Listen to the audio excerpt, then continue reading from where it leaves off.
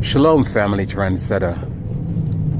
I want to talk about a documentary that I watched over the weekend, and I'm making the video today because I wanted to rewatch the video.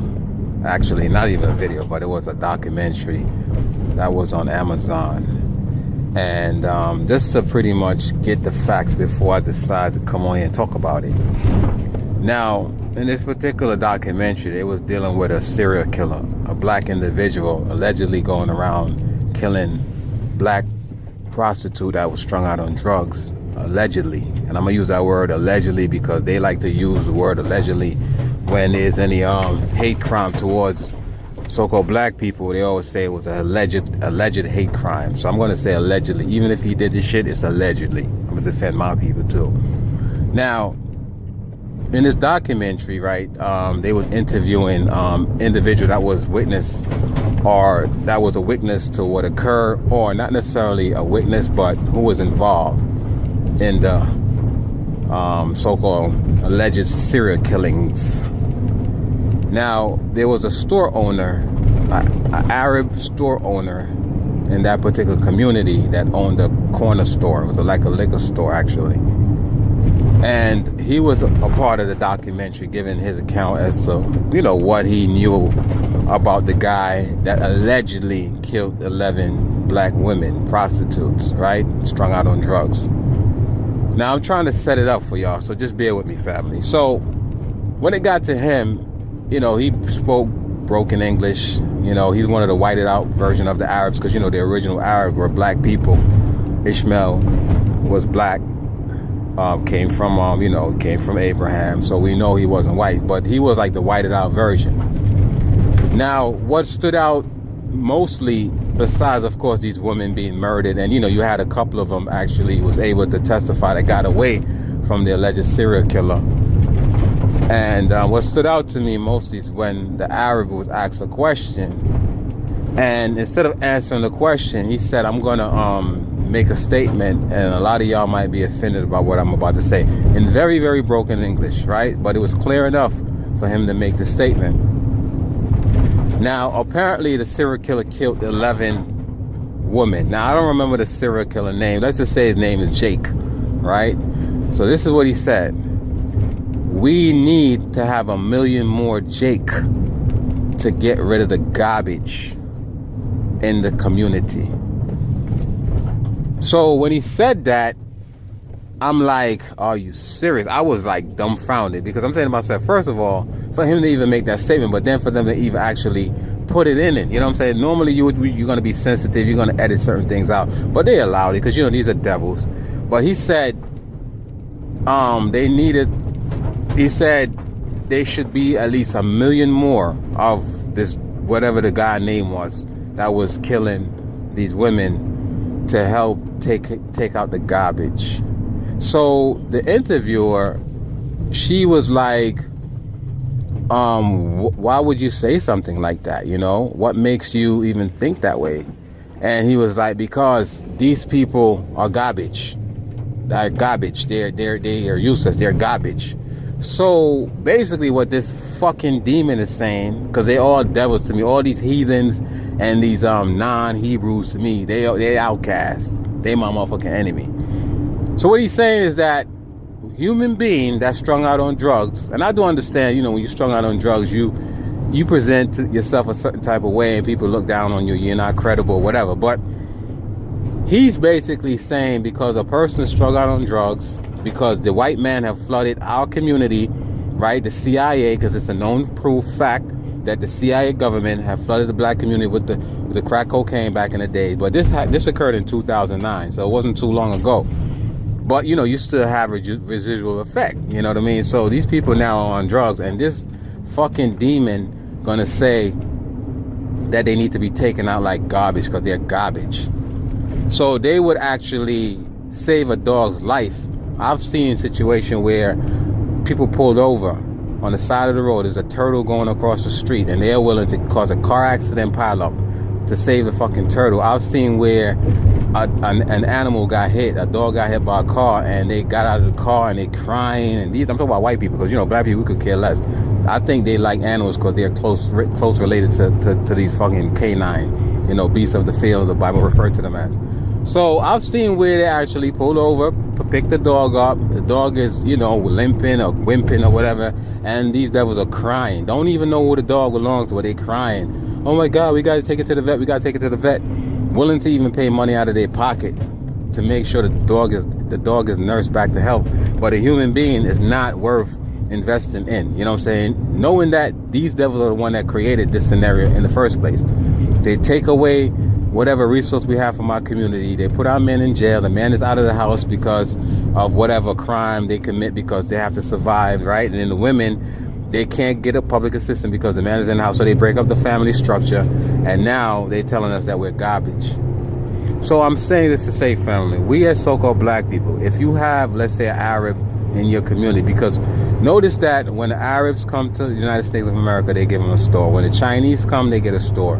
When the Asian come, they get a store. We don't get, the only thing we get is a church. And the reason why they allow us to have a church, because they know, we can influence our people to come to our church to brainwash us further. I call pastors the agent of the devil. So we'll have a church, but we won't have a business in our community. And when we do have a business in our community, our own people won't patronize our business because they have brainwashed us to believe that we shouldn't patronize our own people. You know what I'm saying? Shit, in some cases, we'll rob our own people. I mean, we sell drugs to our own fucking people. We murder our own people. So why do you think they feel the way towards us the way we do? Because we actually condone this shit. We contribute to a lot of the way how these people have put a stigma on black people. You know what I'm saying? It's time now for us to change that fucking behavior, man. Because we want them to stop stereotyping us, but we contribute to this shit. You got these dumbass niggas walking around with their pants hanging down, showing their dirty ass underwear and shit. You know what I'm saying? You got the women dressing up, looking like hoes. And I hate to say it because you know how I feel about my people, but it is what it is. You know what I'm saying? Y'all loud. A lot of y'all are fucking loud. Y'all got to make yourself be known, noticed. Y'all on the train. You know what I'm saying? When I used to go to New York and they on the train, they loud and yeah, girl, and just got to be extra with it. For what? For what? And this is one of the reasons why they don't have any respect for us. So yes, when the Arabs said this shit, I was instantly. I mean, I had so much hatred towards this dude, man. I'm telling you, if I could just grab him through the fucking TV and just knock his head off, that's how I felt. But you know what? At the end of the day, we allow them to have this kind of notion of us, this stigma of us. You know what I'm saying? So when y'all go into these Arab stores and y'all dealing with Adu and whatever their name is, and they smiling in your face, they're looking down on y'all because a lot of these Arab stores are selling paraphernalia that facilitate drug use. You know what I'm saying? So I don't understand why y'all do it. Like me, I don't patronize. I'm telling you, I am so weird, man. I don't patronize Chinese restaurant, Korean restaurant, Mexican restaurant. Not I have anything against Mexican, but a lot of these motherfucking Mexicans, they act like they white now. They be talking down to you and shit, treating you like shit. So I don't deal with them. I don't go to these Arab stores. I'm always home. I go to Whole Food, get my organic shit, cook what I gotta cook, because I'm a chef. You know what I'm saying, by trade. And I do what I gotta do. I don't have to worry about eating out and dealing with these other nations. For him to make that statement, I'm telling you, I put a Hebrew curse on him. I asked the Most High, listen, to deal with this motherfucker. Because if that's the way he feel, you know what I'm saying, outright saying what he said, then you must know. And this is what's happening, family. The Caucasian persuasion, the one that the powers that be, they're allowing these half-breed entities to come into our community to further destroy our community. They put the drugs in our community, but yet still they complaining about it. You know what I'm saying? Y'all are flooding our community with crack cocaine, guns and shit, crates of guns, suitcase full of guns in our community. How you think these people in Chicago are getting these automatic weapons? You think we can just go to the store and buy an automatic weapon? Even if you was to buy it on the black market, you got people that's broke. You got little kids carrying guns. I seen a video where you had a little, I don't know how old he was, but he was very, very young. I would say under probably 12 years old, packing. You know what I'm saying? In Chicago. So don't think for a moment, family, that they're not trying to destroy from within. That's why a lot of time when I see my people committing certain crime, I don't go harder on them, because I know they're a product of their environment. Because of these fucking entities, these soulless devils that was created for destruction. And I got to keep saying that shit because they don't understand the cosmic karma is coming their way soon. They was created for destruction because these gods that said, let us, Genesis 1:26, let us create man in our image, whatever image they were. right? The troglodyte, probably the Neanderthal. Let us create man in our image, male and female. He created them. Be fruitful and multiply and have dominion over the earth. This is what they're doing today. And then the Most High in Genesis 2:7, he formed man from the ground, blew the breath of life in his nostril, and man became a living soul, which tells you it was clearly two different creation. And to show you it was two different creation, in Genesis 1:26, the us, which whoever these us was, I thought it was the Most High and Jesus at one point, but it's not, right? When he said, let us create man in our image, he told him to be fruitful and multiply, which means have sex and multiply. But if you notice how Eve came about, a rib was taken from Adam to fashion woman. You know what I'm saying?